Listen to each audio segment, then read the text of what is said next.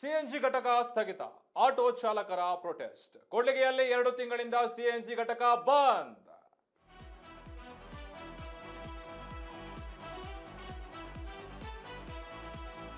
CNG ಘಟಕ ಸ್ಥಗಿತ, auto ಚಾಲಕರ ಪ್ರೊಟೆಸ್ಟ್ ಮುಗಿಲು ಮುಟ್ಟಿದೆ. ಕೂಡ್ಲಿಗಿಯಲ್ಲಿ 2 ತಿಂಗಳಿಂದ ಸಿಎನ್ಜಿ ಘಟಕ ಬಂದ್ ಆಗಿದೆ.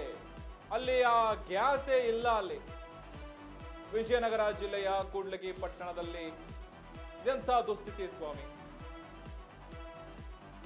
ಸಂಡೂರು ರಸ್ತೆಯಲ್ಲಿನ ಯಶಸ್ವಿ ಶ್ರೇಯ ಬಂಕ್ ಸಿಎನ್ಜಿ ನಂಬಿಕೊಂಡು ಆಟೋ ಖರೀದಿಸಿದವರೇ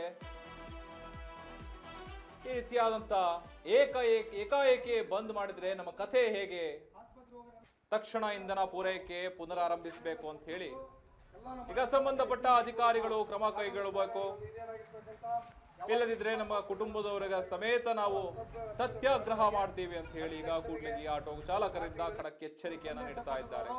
ಶಾಂತ ರೀತಿಯಿಂದ ಶಾಂತ ರೀತಿಯಿಂದ ಮಾಡ್ಬೇಕಂತ ಹೇಳಿ ಇವತ್ತು ಯಾರೇ ಸಾರ್ವಜನಿಕರಿಗೆ ತೊಂದರೆ, ಯಾಕಂದ್ರೆ ಮಾಮೂಲು ದಿವಸದಲ್ಲಿ ಮಾಡಿದ್ರೆ ಆಟೋ ಚಾಲಕರಿಂದ ಆಸ್ಪತ್ರೆ ಹೋಗೋಣ ಮಂಜುನಾಥ್ ಅವರು ಈ ಒಂದು ಕರೆಯನ್ನು ಕೊಟ್ಟಿದ್ರು.